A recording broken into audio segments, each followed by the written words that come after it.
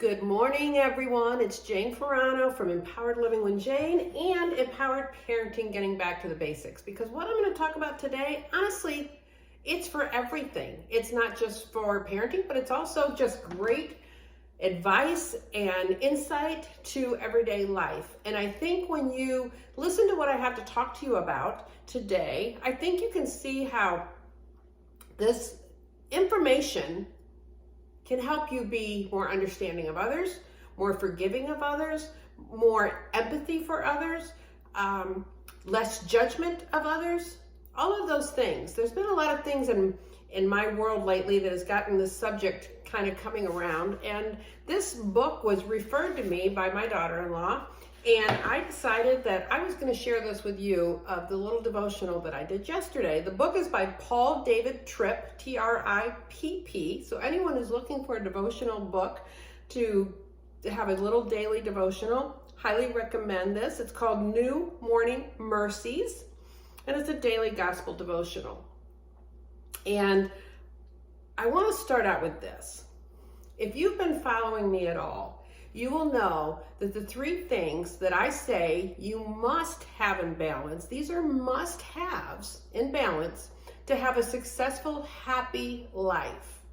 I talk about these all the time because I really do feel like they were an insight from God that made me choose these three things, and I honestly do. They just came to me one day, and I teach them all the time in everything that I do. So these three things, number one, is you have to have your faith in God. Because if you don't even have a faith in God, then you don't have anyone to go to with your victories or with your losses or with your hurts or anything that you go through in life. Like, I have my faith in God that gets me through everything, the good and the bad. He helps me be strong, but he helps me when I'm weak. And so number one is faith in God. Number two is, I say, the law of attraction, but not the woohoo kind.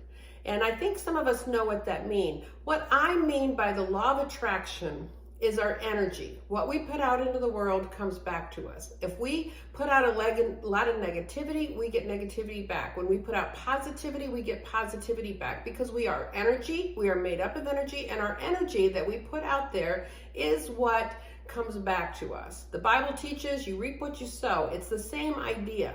If you're good to people, people will be good to you. If you're kind and loving, people will be kind and loving. If you're a complainer, then people are going to be complaining around you, and you're going to be a negative influence, and you're not going to be a positive influence on others, which will attract other negative people. When you're positive in the world, people are drawn to that and they want to be near you. So enough said about that. But the third one is really an important one, and this is the one everybody wants to skip over, and that is 100% personal accountability. Guys, we have to hold ourselves accountable. We can't just have the faith in God and not take the actions and hold ourselves accountable for our choices. We can't walk through this world think that God is just going to, put everything in our path that's going to be wonderful. He expects you and gives you free will and free choice to go through your life making choices.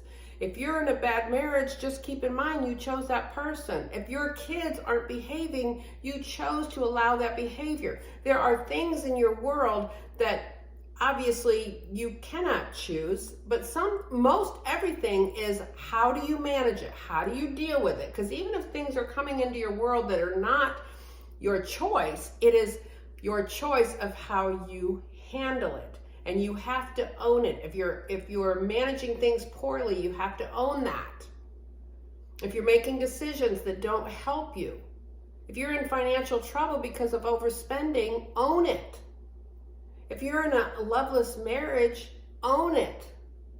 Either you've allowed somebody to be in your life that is not good for you and doesn't love you and doesn't treat you well, or you haven't nurtured that love and been in a really positive place to make that marriage work and be happy. You've allowed it to go in a certain way. It's your choice. I don't know which way you've gone with it, but ultimately you have to hold yourself accountable for your choices.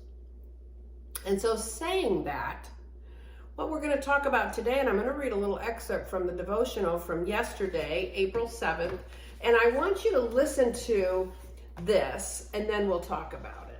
This is from April 7th, And it says, human beings made in the image of God do not live life based on the facts of their experience, but based on their interpretation of the facts. Whether you know it or not, you have been destined by God to be a meaning maker. You are a rational human being, even if you don't always show it. And you have a constant desire for life to make sense. So you are constantly thinking and constantly interpreting. You don't actually respond to what is going around you. You respond to the sense you have made of what's going on around you.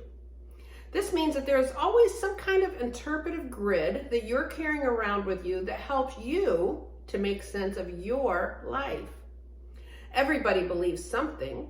Everybody assumes that certain things are true. Everybody brings some system of wisdom to their lives to help them to explain and understand. And number two, no one is more influential in your life than you are, because no one talks to you more than you do. Self-talk. We never stop talking to ourselves. We are in a constant conversation with ourselves about God, others, ourselves, meaning and purpose, identity, and such. The things you say to you about you, God, and life are profoundly important because they form and shape the way you then respond to the things that God has put on your plate. You see, you are always preaching to yourself some kind of worldview, some kind of gospel, if you will. The question is, in your private moment-by-moment conversation, what are you saying to you? Like, think about that. Think about, that hit me so hard yesterday when I read that, because see, here's the thing.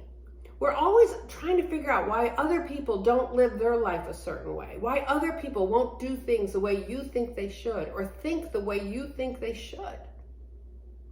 It's because their perspective is different. Their upbringing is different. The people that influence them in their life is different. The way they talk to themselves is different. Because they're basing the things that they say to themselves based on their life experiences. Now, can we be an influence in life? Of course. I wouldn't do these videos if I didn't think that it was of some influence to people. But I've also learned, the older that I get, that I can't always make somebody change the way they think, even when I think they're dead wrong. I have to try to be understanding to where they've come from, why they think the way that they do, and try to have some insight. Now, if I see things that are really going to damage their life, there's nothing wrong with trying to influence somebody to think differently, right? Because we want to be a positive influence on people.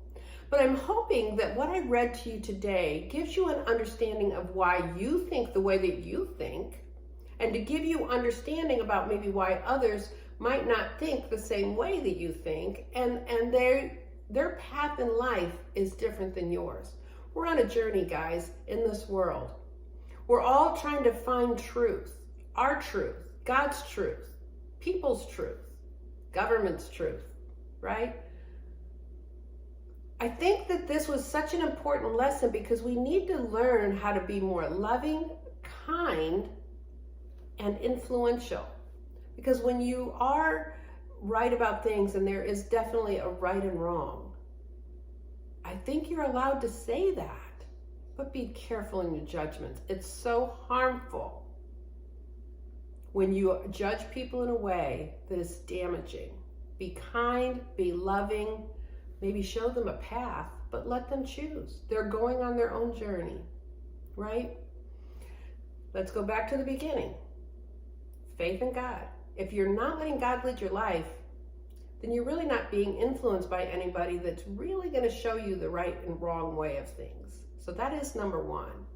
Number two, law of attraction. Really what I want you to get out of that is be grateful, live in a positive place, put out positive energy, treat people positively, and that will come back to you. If you stay in a negative state, it just keeps coming at you in a negative way. I really believe that's how it works.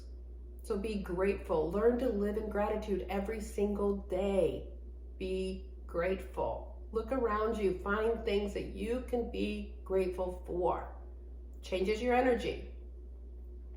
And number 3, hold yourself accountable for your action. You are 100% accountable for your life.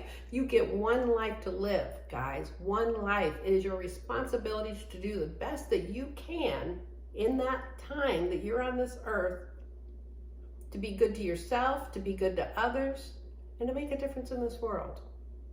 I hope this message really hits home to somebody today, because I think it's really important.